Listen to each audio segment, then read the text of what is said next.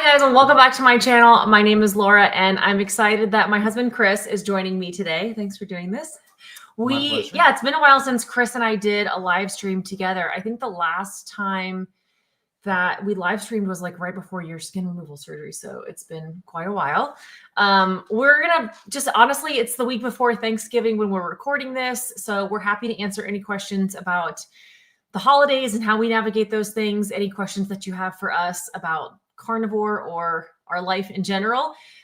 Or if you're thinking about starting carnivore after the holidays, we're obviously here to answer those questions as well.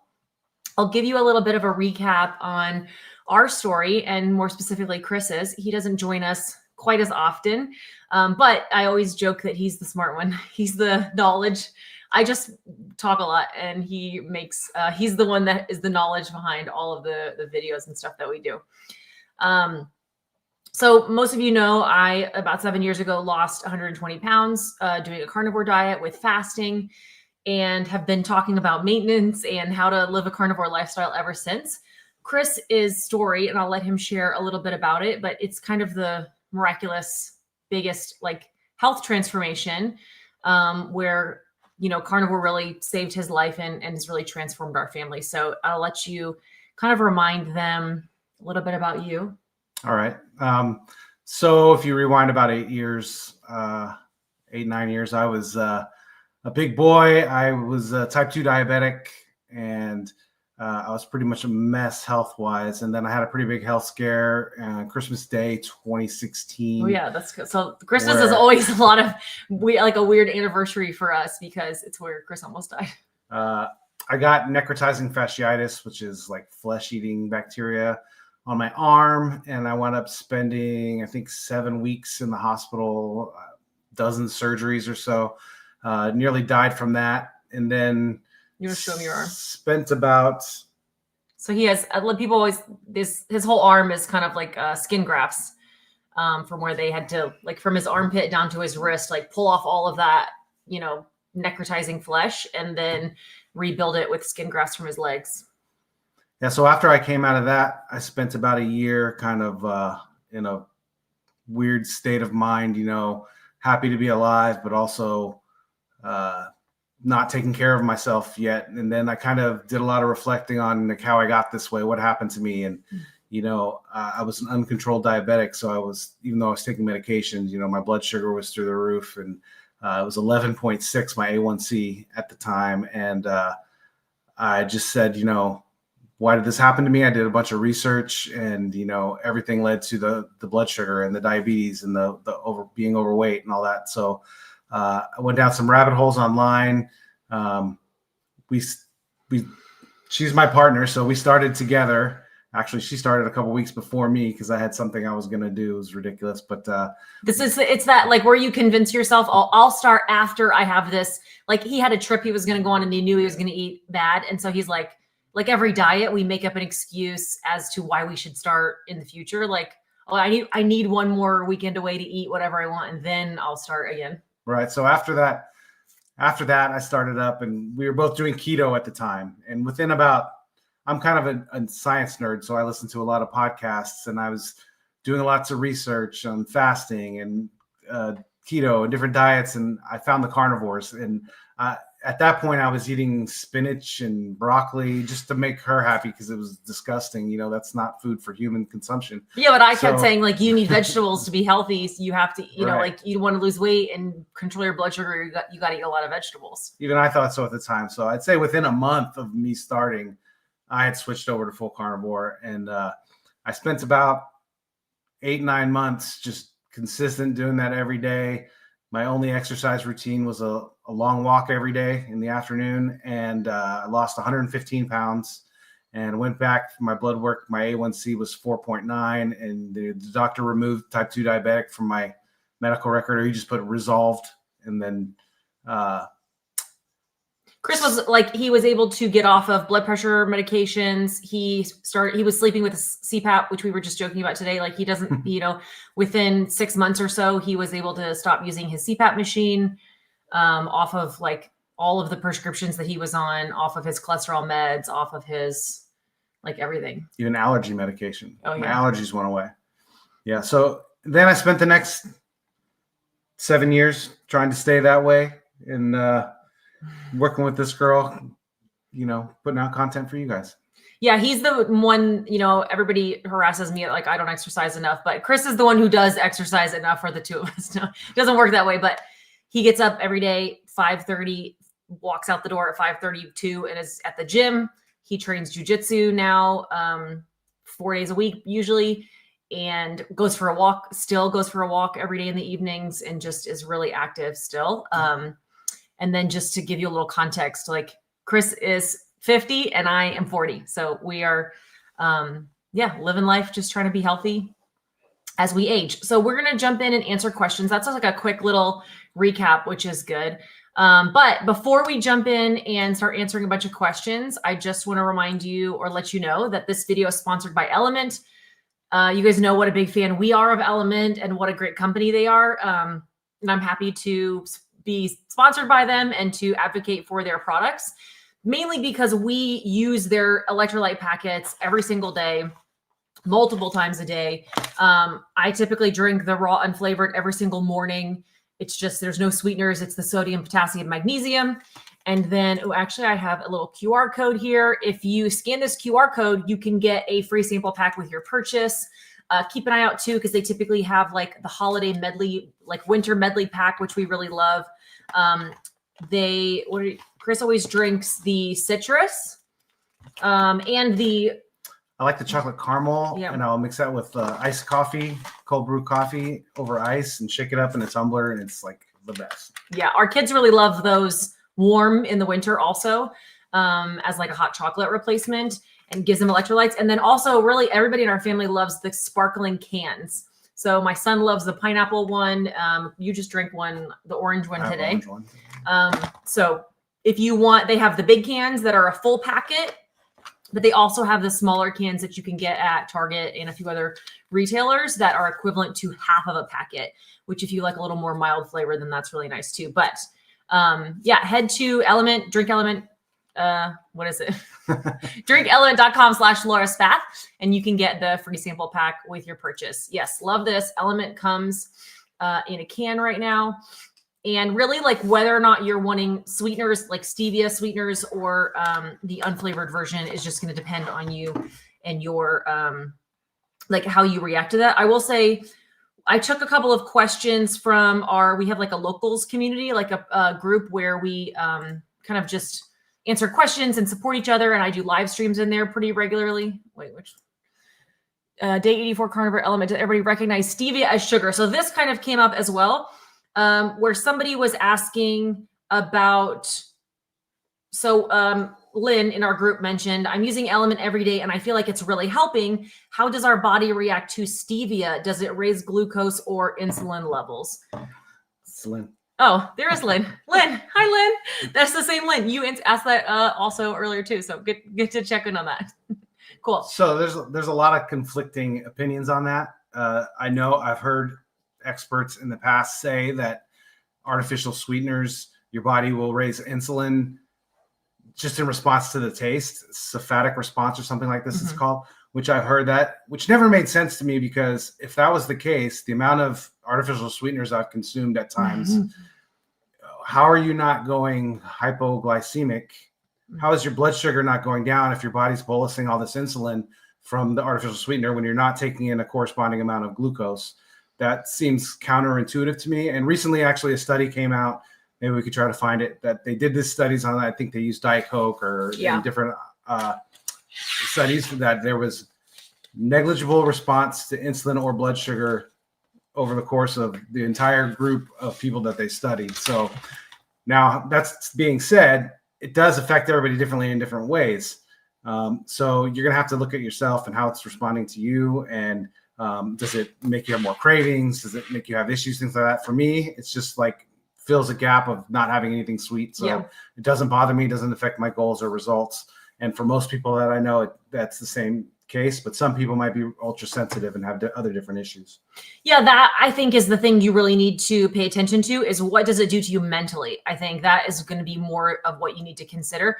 Like I said, some people, they'll have sweeteners and it increases their cravings and it makes them want other sweet things. But for me, I treat it like it's a bridge food. Rather than having ice cream, I can have a sweet drink, and it kind of fills that same gap for me mentally, and it kind of squashes cravings. You kind of have to know, how is that affecting you? And of course, this is N versus 1, or N equals 1, but that 9-month period where I lost 115 pounds and my A1C went from 11.4 to 4.9, and my fasted insulin went from, I don't know what, I didn't have it tested, to 2 or 3, I think, like down in the basement levels, low. I had Diet Coke every single day of that time. Yeah. And I mean, I would say over the last almost 8 years that we've been doing this, there has been maybe short periods of time where we've given up artificial sweeteners or Diet Coke or Element with stevia. But never for a very long period of time. It's been like a month here or there, or a few weeks at a time, but we've had artificial sweeteners of some kind pretty consistently for the last 7 or 8 years. And still have had no issues. And this is not an endorsement of that and saying it's great for you. Right. There could be all kinds of issues with it. But as far as affecting goals, at least for us, it hasn't done that at all. Now, there may be some isolated cases where it can have some sort of effect, but to the general population, I don't think so. Yeah. And obviously test your blood sugar if you're really concerned about it. But I think in the majority of the studies and the majority of the anecdotes that I've heard, there's not any glucose response from that, or any like spike in that. Yeah, it's a bridge. For a lot of us, it can be a bridge, and it can be really helpful. So that's the big thing. Okay, let me jump in and talk about, answer some questions that I can see. So glad Chris kept his arm. My mother-in-law had the same thing and sadly lost her leg. Yeah, it is extremely unfortunate. It occurs so often in diabetics because their body is not able to fight off like a small infection and heal. And then also it results in poor healing. And so unfortunately, when people contract it, the majority of time they are losing arms and legs. Or, you know, one of the most common times when people get necrotizing fasciitis is women post C-section, because your body's like so at risk for infection, and you're really you get it all within your abdomen, which is obviously a very scary time. And like Chris mentioned earlier, like that's part of what drove him. Like, I think it was 60 or 70% of people that have contracted necrotizing fasciitis get it again. And that obviously is he almost died, and it completely, was this huge traumatizing thing for him and for our family. And just related to that, this good majority of people that get it again, the reason's not because you're somehow a special person that's susceptible to this. The reason is because you continued the same poor metabolic health that caused it to begin with. So I'm in some necrotizing fasciitis survivor groups and stuff online, and it's kind of sad to me. Like, a lot of people in there are in denial about why they're in the position they're in, and they're very scared about getting it again, and they don't want to confront some of the harsh realities of things they can do in their life to really mitigate that. And they just think that, it's because this virus was just so bad. And there's cases where, you're swimming in the Amazon and you have an open wound and you get some bizarre wild bacteria in you that a normal healthy person could get it, but that's extremely rare. Usually there's some sort of compromising to your immune system that drives that. And the number one driver for that is type 2 diabetes, high blood sugar, excess insulin, that sort of thing. So it was hard for me to be in those groups. And anytime I try to give advice, say, hey, you could, this is why you might get it again. And here's some things you can do.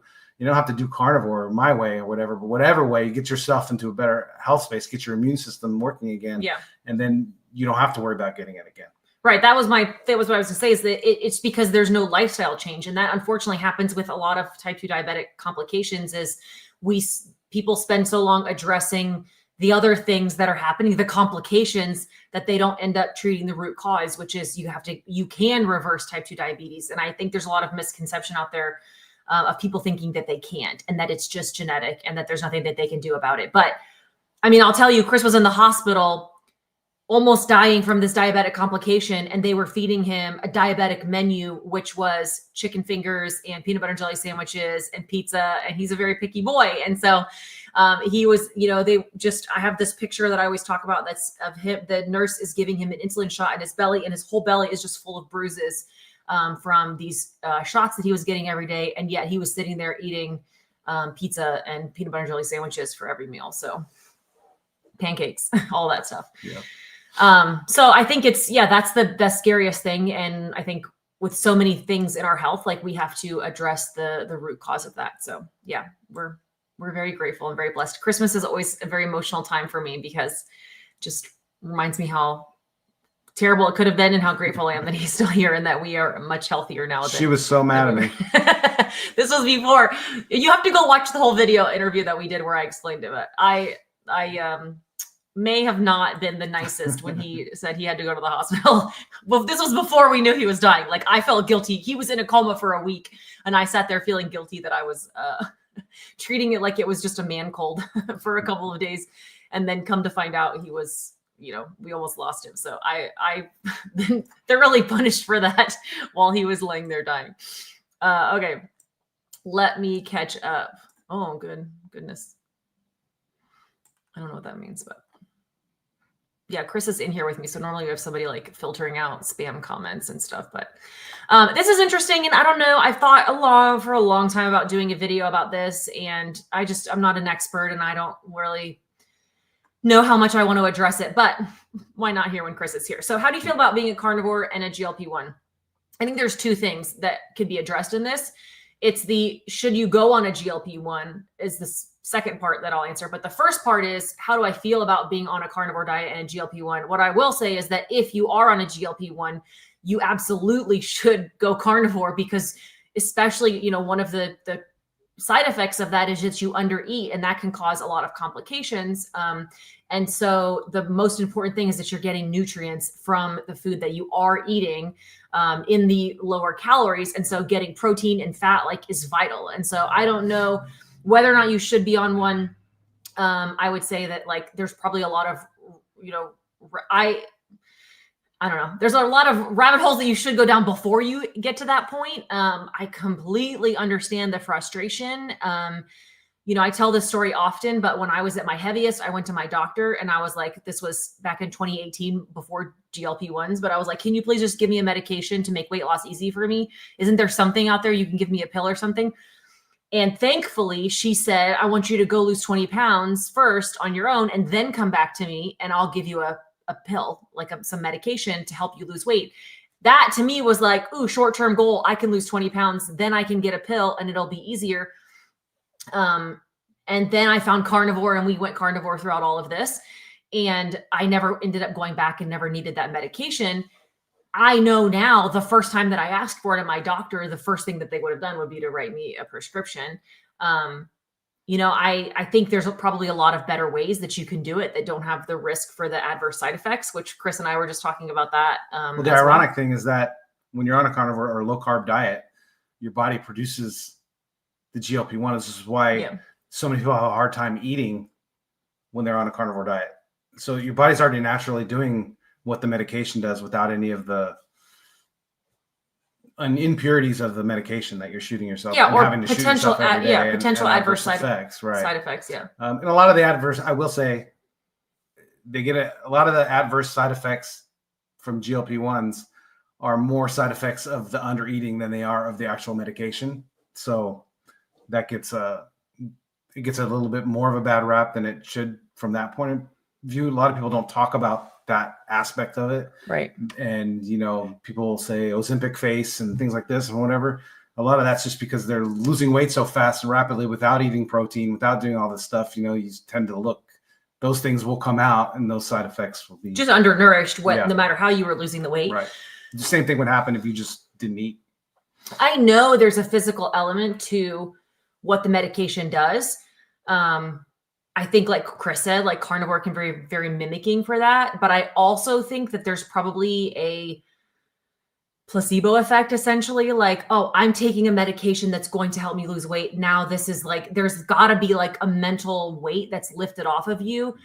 And I think that making a commitment or having this, there's something about just doing the action of, giving yourself that medication. And I think obviously the medication is going to do something, but like say that you were thinking it was a real medication and injecting yourself with a placebo, like there still is going to be this commitment that's happening and this mental relief that happens from thinking that things are going to be easier or that this is going to help you.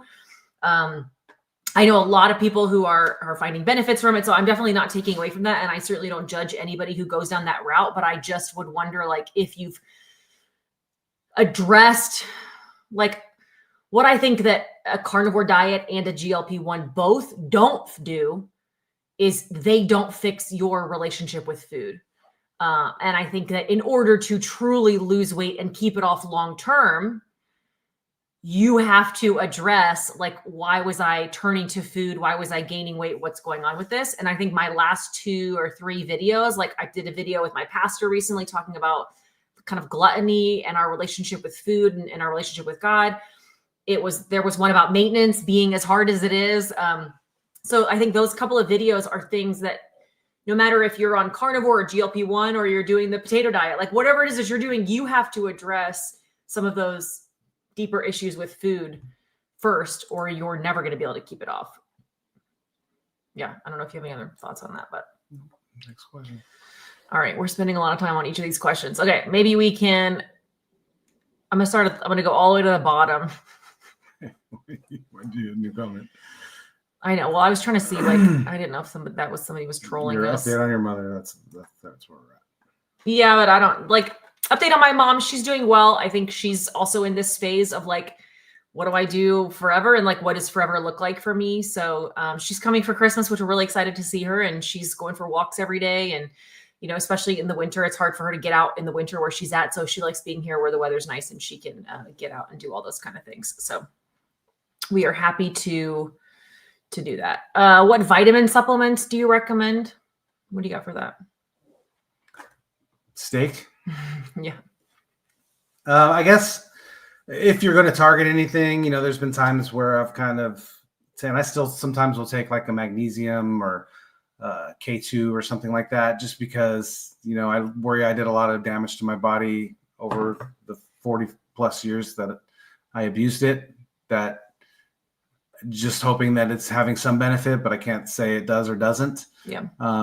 Really, if you're eating a carnivore diet and you're eating enough, you're getting everything your body should need. So unless there's some specific type of symptom manifesting that or condition that you're trying to target, you could look into different things for that specifically. But in general, I would say you really don't need anything. Yeah, I think there's definitely not anything missing as long as you're eating like a good variety of meats. Like there's nothing missing from a carnivore diet. Like if you're eating a vegan diet, you do very specific supplementation to get all the nutrients that you need. That's not the case with carnivore. I feel like supplements are more a temporary medication to heal, like Chris mentioned. He was not metabolically healthy for a really long time. And so, supplements could be a bridge to kind of almost treated like medication to bring you back to baseline. If you live somewhere that's very dark and cold and you're not getting a lot of sun, like there's probably benefit to taking things like a vitamin D supplement. But just also remember that a lot of times you supplement one thing and it's whack-a-moling something else. And so maybe you raise this, but then it knocks, like figuring out why you need that supplementation in the first place is, I've played the whack-a-mole game with the supplements over the years, and trying to figure out why is this low or why is there an imbalance is going to help you a lot more to fix the root cause, instead of, again, why are we just addressing the symptoms and throwing supplements or medication on things? Why are we not addressing the root cause? That's the biggest thing. This is a good one for Chris. Should you eat a gram of protein per ideal body weight? I have been a chronic undereater. That's the goal that's laid out by all the experts, which that's the number I shoot for. I mean, I blow that number out of the water. That's the number that like Laura will shoot for. And I think most people should shoot for, if you're a little short, sometimes you go a little over, that's fine. It's not exact perfect formula. It's basically over time, this is the average of how much your body would need to maintain its muscle mass and replace all its cells and things like that. It's definitely what you want at minimum. So again, it's gram of protein, meaning the grams of nutrients in the meat, not the weight of the meat. I know outside the US, they measure meat in grams. And when we were in Spain, I would order a 250 gram steak, and that is I, do not weigh 250 pounds. So like that's not the nutrient protein inside of the meat, if that makes sense. Like it's not the weight of the meat, it's the nutrients inside of the meat. But yeah, definitely at minimum. Total cholesterol. We're not doctors, so we're not going to give you advice, but I would say that like, okay, Chris, if you got your blood work back and your HDL was a 79 and your triglycerides were a 45 and your LDL was a 250, what would you think personally? I would be ecstatic with those numbers. I don't care about the total cholesterol and I don't care about the LDL. I care about the triglycerides and the HDL, and that ratio is as good as it gets. Yep. So personally, that's probably where our HDL and our triglycerides and HDL have both been for the last 6 or so years. My LDL goes up and down somewhere in there. That's probably closer to Chris's. Mine has been getting lower and lower over the years. And I think that, a lot of times, especially when you first go carnivore, that LDL can spike. And then typically it comes back down later, but just watch those triglycerides and HDL. 5 months carnivore and I'm not sleeping good. Any suggestions? Chris is not allowed to talk about this. Well, I mean, yeah, go. Just in my little experience, when's your last meal of the day? Yes. Are you eating at night? Are you eating in the evening? If I eat anywhere within 6 hours of bed, I am not going to sleep well. Yeah. That's all I'll say. I sleep like a baby every day. So he goes to bed at 11. So maybe I should be giving the advice. Wakes up at right. That's what I'm saying. You have no problems with your sleep. So he doesn't know maybe you need to give the advice.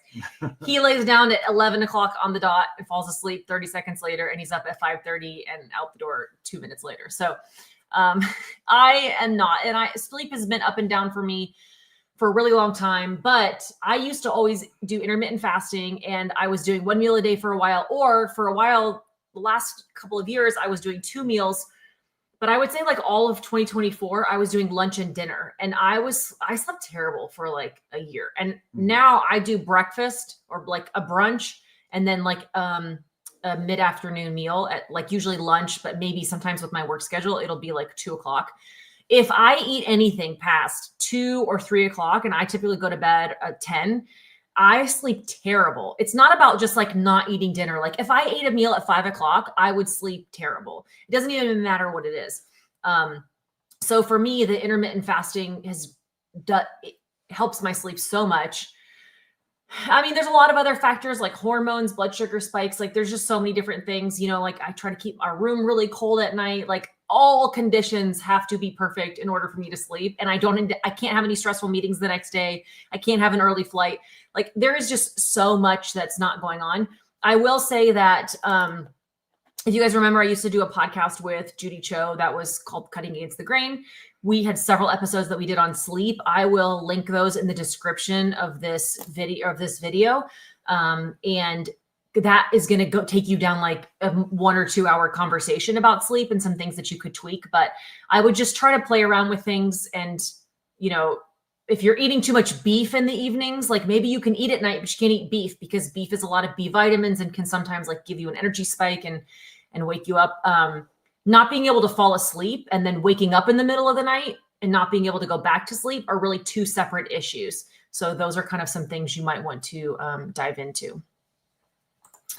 How long, I'll let you answer this one and I'll scroll for some more. How long did you intermittent fast at the beginning? Or I would say, I'll adapt this question for you and say, when did you start intermittent fasting? And then what did that look like? I started intermittent fasting almost right away because Dr. Jason Fung was one of the specialists I found in my research. And I started with 2 meals a day. I tried to do a 20-4. So 2 meals within 4 hours or 4 hours apart. And that was a breakfast and a lunch. And I started that pretty much right away and did that for maybe 6-8 weeks. And it worked well, but I found that whatever I ate for the first meal, I was not very hungry for the second meal. And I felt like I didn't really need, it's easy for me to skip breakfast. So in the morning, I was like, why don't I just wait and just eat twice as much at noon and then just eat 1 meal a day? So I started doing that pretty shortly after that, less than 2 months after I started. And then I've been doing that for almost 8 years now. Yeah, he's pretty much stayed the same all the time. I did 1 meal a day for a long time. And it worked really well for me, but I did find that I was under eating, and I still do one meal a day, once or twice a week. But I would say that most of the time I have to eat a second. Like, we do lunch as our big family meal. My kids eat biggest meal of the day as lunch. Chris eats his only meal then. I eat my biggest meal then. I now have needed to add like a smaller mid-morning meal. And not even because I'm hungry, but because if I don't, I just can't eat. And I only eat 1,200 calories for my lunch, right? And it just ends up being not enough. And then over time, if I'm not eating, Chris can tell you, like, my hormones are not acting well. Like, I'll get a little cranky, like I'm not sleeping well. And a lot of that, I just start having symptoms of under eating. And so I have to make sure that I'm adding some kind of mid-morning meal, or it negatively affects me for sure from under eating. Just want to mention how delicious your bacon cheeseburger meatballs and pizza meatballs have been. So delicious. Great for my menu. I love that. There are always bags of them in our freezer. And if you don't know what we're talking about, those are two of my most popular recipes. So we'll definitely make sure you check those out. Okay, question. Lots of women are going low fat now. That's very confusing to me. When I started this diet, was high fat. What do you think? Okay, Chris is gonna kick me under the table because he knows I'm gonna be snarky. Everybody's doing low fat now because a year ago everybody was doing high fat and they all gained weight. I mean, like the extremes. I'm talking about like the super high extremes. Fat is needed, and I'm gonna let Chris talk to that. He forces me to keep my fat intake up for the same reasons, because otherwise I end up under eating. I'm under eating fat. Then I stop losing weight, that kind of thing. But unfortunately, the internet, right? I'm not talking about anybody specific because I don't even know. I don't watch any content, but the internet likes to go to one extreme or the other. And so 3-ish years ago, everybody was doing super low fat, protein sparing modified fast, because everybody was trying to lose weight and get really lean. And then that kind of flip-flopped into everybody, like the internet trend seemed to be 80% fat. People were eating plain sticks of butter, tons of plain fat, just drinking straight tallow. And I think that then resulted in, it was a reaction to when you eat too low fat, your hormones start tanking. Sometimes you can have hair loss, you're sleeping terrible. So the overcorrection was like, let's go extremely high fat. Well, then people felt better. Some people started losing weight. In the short term, it was great because there was an overcorrection that was needed, and our bodies need fat for nutrients, and we needed that for our hormones.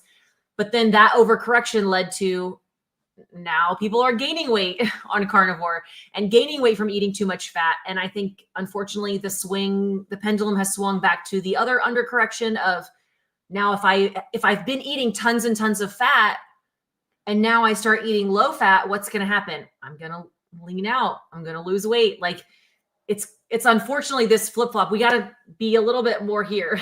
Not maybe in the middle, but here. All right, you share the science stuff.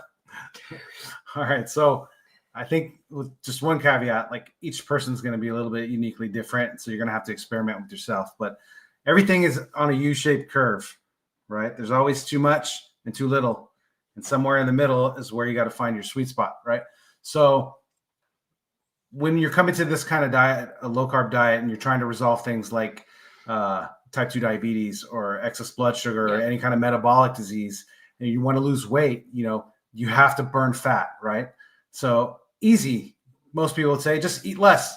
You'll burn fat, right? Somewhat simple to that, but our bodies aren't typically used to burning fat in the modern environment, right?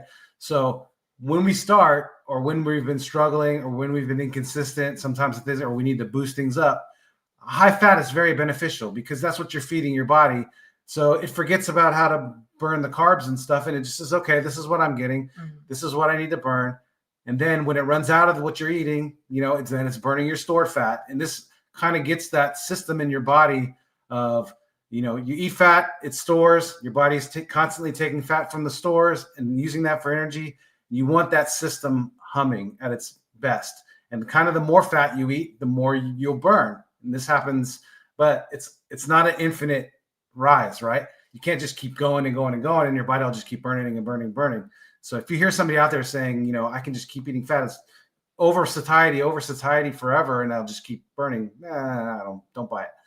But there's a point where that arc curves and things are problematic. So going to the low fat side of things, when your body's humming like that, good at burning fat, and then you stop giving it fat, and you're just giving it protein, leaner protein, very little fat, it's just going to suck fat right out of your body source because it's so good at burning fat.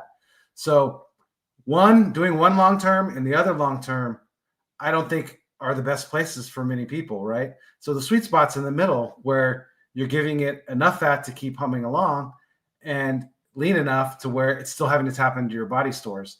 Now, what I like to do is I kind of like to cycle these back and forth, right? So I lean a little more towards the high fat side most of the time. I eat fat ad libitum. So whatever fat's on my meat, I love it. I'll eat more of it. I eat till I'm stuffed and I don't pay attention to how much it is or whatever. And then I'll go, okay, I want to drop a few. I'll just go boom, and I'll switch to chicken breast and flank steak and ground beef, stuff that's really lean. And then, things will come down, but you do that forever, you're going to start to lose the hormones and things that she's talking about. This is particularly worse for women. For men, it's not as bad, but I can go, even if it's 3-4 days, good. Then I go back to higher fat for 4 or 5 days and back and forth here and there. And the goal hopefully would be, when you're in your right spot, you can kind of stay in the middle and then you just don't have to do any of those tweaks. Yeah, in reality, your body doesn't need the same macros every single day all the time. I mean, women have crazy different hormone cycles. Our bodies have different needs at different times and our activity levels. And like Chris mentioned, we want to kind of mix it up. So somebody said, I'll throw in protein sparing modified fast 2 or 3 days, right? So super low fat, 2 or 3 days. I was gaining so much on high fat. I tried to hit 30% fat on those. So listen, mix it up. Yeah. And this is also why we are such a big fan. Well, Chris doesn't really like it as much anymore, but I am such a big fan of fasting because I don't want to figure out my macros every day. I don't want to deal with all this. I just want to eat or not eat. It's so much easier for me just to eat what I want, eat the ratio that I want, and then not eat if I want to leverage weight loss. Chris would rather eat ribeyes and picanha and then cut down and do, leaner meats. And like he said, flank steak and chicken, things like that. So, or if you can't handle the mental aspect of a complete water fast, you could just say, okay, now I'm going to fast for the next 48 hours. But if I do eat anything, it's got to be super lean, right? So I have some cold chicken breast in the fridge.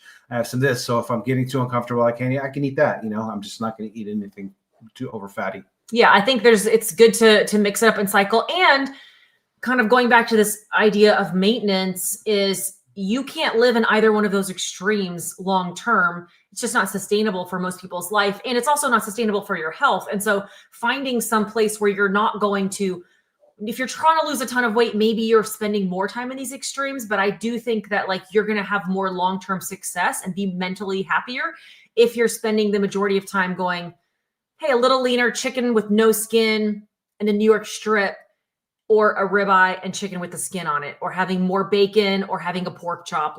We're not going from washed and dried chicken breast, lean chicken breast and egg whites to eating beef tallow by the spoon. That's just, neither one of those seems very enjoyable or sustainable.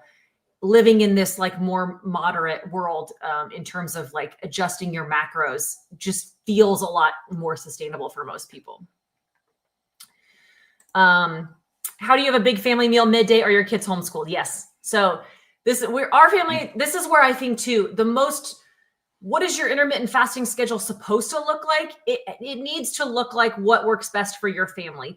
We don't have a dinner as a family, partly because Chris doesn't eat dinner. Like I said, I don't eat dinner. Our kids are in jujitsu. They come home 7 o'clock at night. It's showers, get ready for bed, that kind of stuff. They don't want to eat a big meal right before bed either. So they're having a small amount of protein, sometimes mid, but if they're taking 2 classes, they'll have some protein or something small in the evenings, but they don't want to eat a big meal either. Maybe your family's only time together is in the evenings. You may not want to skip dinner and you may want to adjust your schedule. Our kids are homeschooled. Chris is the one who's here and homeschooling them and kind of managing everything in the house. I work from home. You guys know I travel a ton. If I'm not traveling, I am working from home. And so usually Chris and the kids eat a midday meal together every day. And most of the time, if my work schedule allows, and if I'm not traveling, I'm able to join them. So it kind of just works out for us. Saturdays and Sundays is always a big family meal midday. And it's just kind of our whole day is centered around lunch together. So it kind of just depends on our schedule. Can you eat avocado? You can eat whatever you want. Right.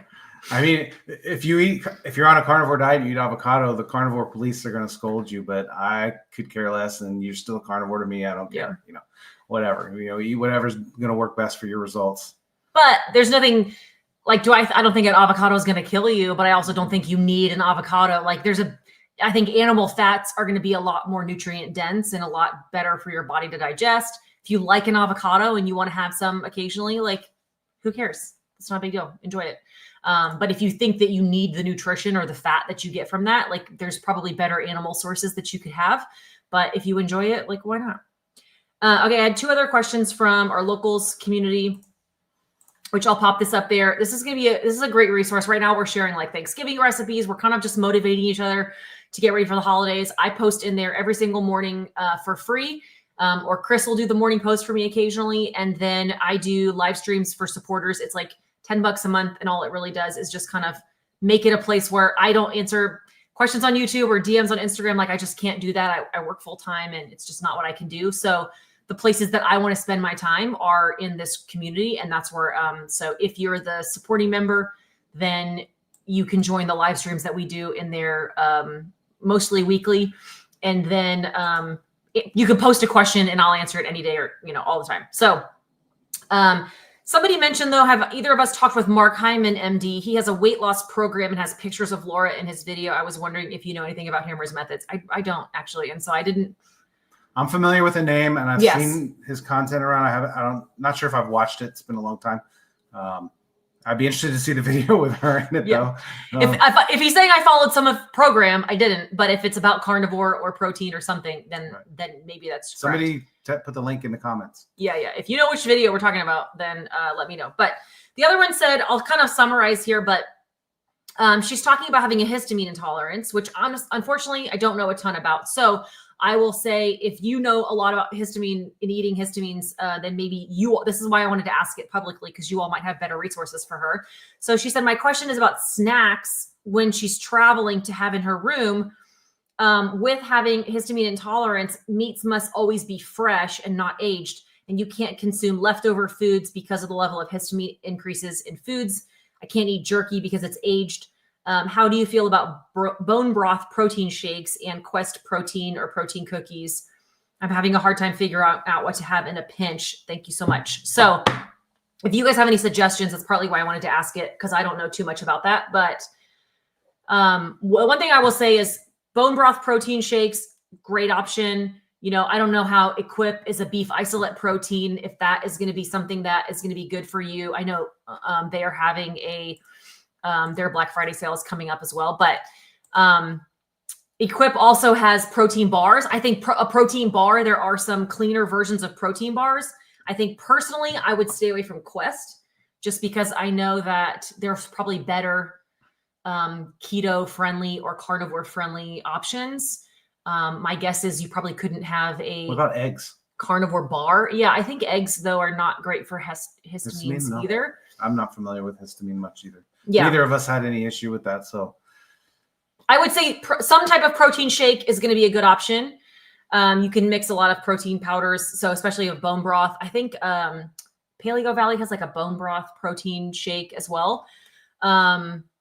So here we go. I have histamine issues and I do well with Equip protein powders. So that's an option. Equip does have a protein bar that is from their same beef isolate. Now, it has whole ingredients. It is not carnivore or even keto friendly. It's something that like my kids could eat, but it has like dates and honey and a few other things that probably are just too much sugar for Chris and I. However, I like my kids to have I would rather they have whole ingredients than a bunch of like other processed stuff. So I would check out something. I would think though, there's probably better protein bar options than the Equip ones. I think those ingredients are not going to be as clean. I think there's better options. This was what I was going to say. Run out and get a fast food burger patty. That was going to be my question is, can you go to aged though? I don't think like a McDonald's beef patty. Is that going to be aged? That's fresh, or like Wendy's. It's freshly cooked, but I mean, I'll tell you all day long, those burger patties are 100% beef. I'll defend that part of the industry, but that doesn't mean it wasn't slaughtered 8 weeks ago and then frozen and then been in a freezer for the last 6 weeks. True. I don't know what that usually they can still eat meat though. That's like, depending on I think the level of intolerance, you could eat something, you could eat like fresh stuff is good too. So that would be what I would say is, yeah, that's kind of what I know. Or, I mean, you can go to somebody McDonald's. Said they had histamine and they do well with the quip. Yeah, I think I put that one up there. Okay. My daughter has histamine issues and she can have egg yolks and not egg whites. So you know what else I'll say too is like a lot of places like McDonald's, Chick-fil-A, they'll sell you just like a side of scrambled eggs as well. And so that would be a little bit more fresh as well.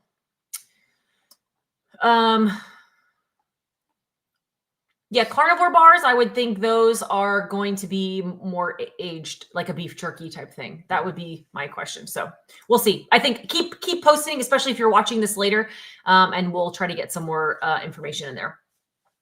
Do you fast?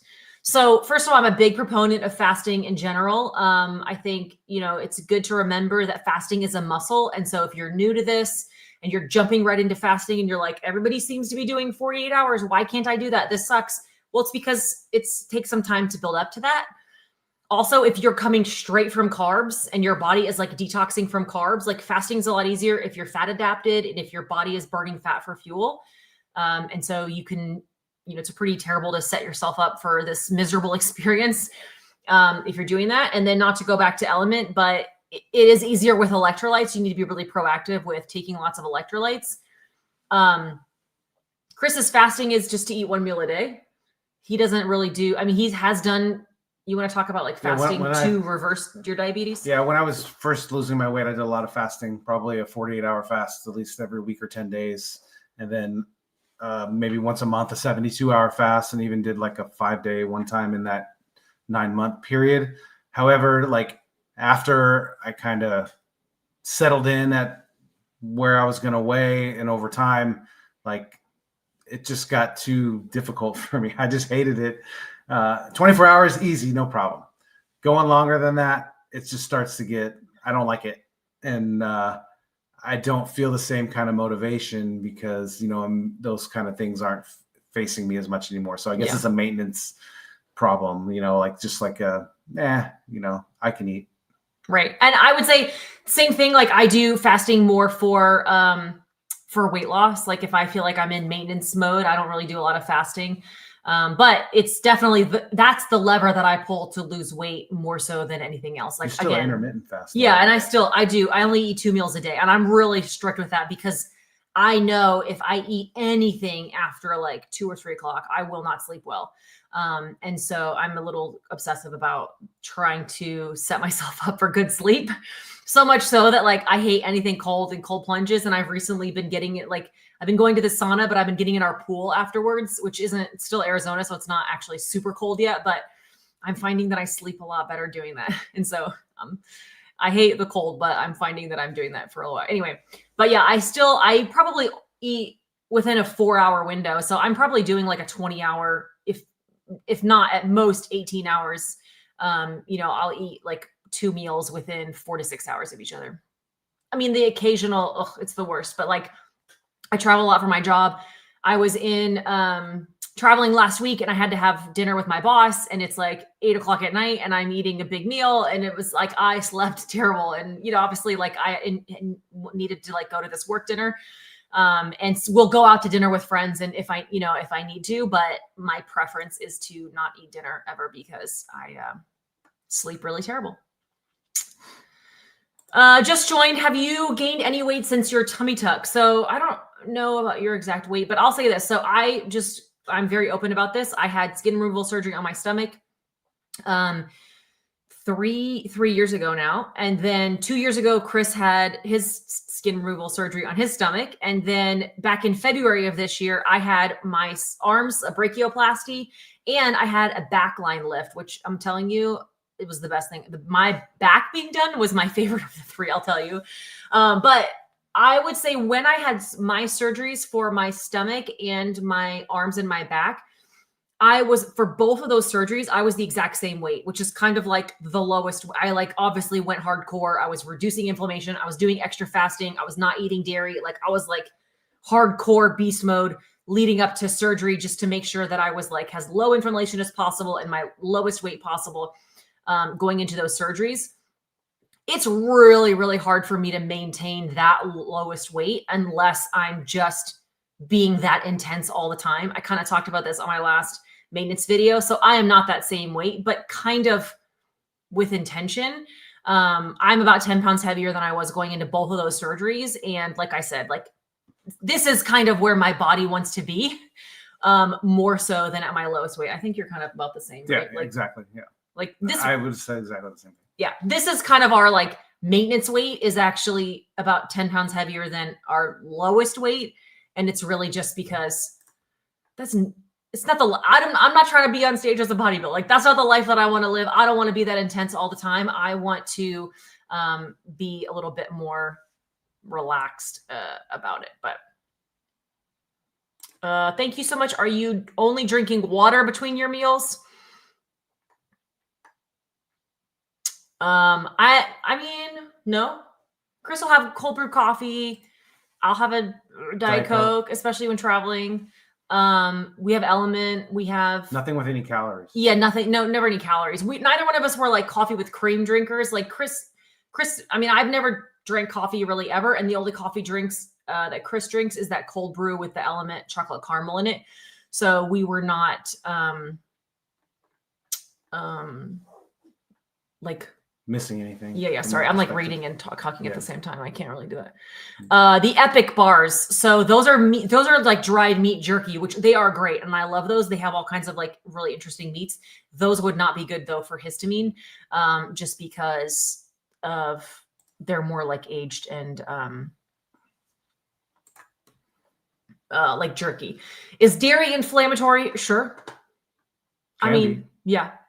I think with everything, like with dairy is one of those things that like, I always say the poison is in the dose, because probably is a little bit of cheese going to like throw somebody, most healthy people, right? Unless you're having some like extreme autoimmune conditions or your body's very extremely unhealthy, is a little bit of cheese or dairy here and there going to be a problem? Probably not. But if you eat 4 string cheeses and have a bunch of cream in your coffee and then do half a cup of sour cream in your thing, like, it's where the cheese thing can get out of control pretty quickly. And that is going to cause a lot of inflammation the more that you have of it. So it's one of those things that's like hard to ration. But it's, again, it's going to be very personalized. Some people, it's going to cause them a lot of issues and other people can have a little bit. And I know people talk about like A2 cheese and raw cheeses and raw dairy and all that kind of stuff. But we really, we've never really seen a difference with all that kind of stuff. We're not experts on that. I just eat normal cheese. Gardners, Wisconsin cheese. You guys know we love the fried cheese. Okay. What do you eat for Thanksgiving, or is it a day that you just eat what you want? It's so hard to navigate family get-togethers, especially at their homes. Yes. So lots of thoughts on this. And then we may end up wrapping up unless somebody has like a super chat question that they want to send through. But for the most part, I think we'll kind of wrap on this. But we are in a unique situation where Thanksgiving is usually just like Chris and I and the kids, and it's just the 4 of us.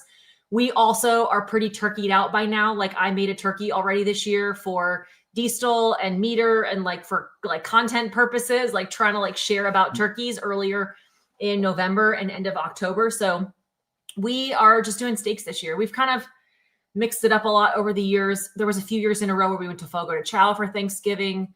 The last couple of years, actually, we were doing like more like appetizers. Think of like meatballs, buffalo chicken dip, charcuterie board. We were doing like more just like finger food throughout the day. We haven't done like a Thanksgiving meal since we've been carnivore. Christmas for us looks like steaks and lobsters and that kind of stuff. We try to do like fancier steak and seafood. I will say though, if I was going to go to somebody else's house, there's 2 types of people. Some people can just eat what they want and then get right back on track the next day. We are not those people. Okay. And it's just not, it wouldn't be We'd worth be starting January 1st. Yeah. I would gain 20 pounds and then you'd blink and it'd be January 1st. And then I'm like making a New Year's resolution, which we were at church today and our pastor had some like throwaway comment of like, I know already some of you are like itching to start your New Year's resolutions, right? And you know, like you're already thinking about how like you got to get on track or start your New Year's resolutions in January. And he's like, as a side note, my question is, why aren't you starting that now? So that's my question. If you're thinking of starting carnivore January 1st, why are you waiting that long? But I will say, you know, turkey is obviously carnivore friendly, and there's a lot of things that you could fill your plate with. Have some deviled eggs, have a charcuterie board. Hopefully you're eating prime rib would be an amazing thing. Yeah. Have some meatballs, offer to bring a side dish that you know you can have. Like there's I feel like the whole thing about Thanksgiving is you're having like 6 or 7 different things on your plate at the same time. And you can still do that and keep it carnivore, or maybe have a keto side or a keto dessert, or kind of like knowing your own personal limits. I think there's no rule that says you have to stay 100% carnivore, but you just need to be honest with yourself and say that if I eat totally off the rails and all of that old food, how is that really going to make me feel? And how am I going to handle that mentally and physically? So I think those are kind of the things, the questions that you need to ask yourself going into this day. Right. Who wouldn't you rather have a steak anyway than we're going to have Wagyu steaks on Thanksgiving? Wouldn't you rather have that than turkey anyway? But I 100% agree. It is so hard in somebody else's house. I would just offer to bring several things, knowing they're things that you can eat, and then load your plate up with that kind of stuff. But yeah, wouldn't you much rather have that other type of thing? What else? Any other final thoughts for the crew? Ribeye for everyone. Exactly. That's exactly right. That's a good final thought right there. Ribeye for everyone. That's what. Yeah, the holidays, we just elevate things. Just we eat meat every day, so it's like not like it's an unusual thing on the holiday. We're still going to eat meat. We're just going to try to make it a little bit better than every other day. Yeah, and enjoy the company. It's about the occasion, not necessarily what we're eating. Yeah, my kids are thinking about like Thanksgiving holiday right now, and they're thinking about like, what games are we going to play as a family? What crafts are we going to do? Like, what walks are we going to go on? Like, you know, we are going to spend some time up north where it's a little colder. And so they're like, oh, where are we going to go here? We're going to go for this walk, and we could go walk in the woods and see the leaves changing. And let's play this game and this game. And so like holidays for us have turned into like, what are some fun things that we get to do together as a family? Like we're going to have a fun movie night tradition that we'll do. And it's not even as much about the food for us anymore as it is about the time that we get to spend together as a family. Cool. That's all I got. Thanks, guys, for joining. We hope you have a wonderful holiday. We will be back next month. Next month, if you can believe it. By the time we check in, I'm not going to do a live stream before Christmas. I will wait and do one basically New Year's Eve, like probably the 30th or something like that. And then don't forget, January is World Carnivore Month. So you don't have to wait until then to get started, but start thinking about how are you going to commit to in World Carnivore Month for January. I hope you have a wonderful Thanksgiving, a wonderful holiday. If you want to talk to me before then, there'll obviously be lots of videos that are still coming out, but feel free to come join us in Locals, and we will help you navigate the holidays and kick off the year strong. So thanks for joining. Thanks, Brad. Thanks, guys. Bye.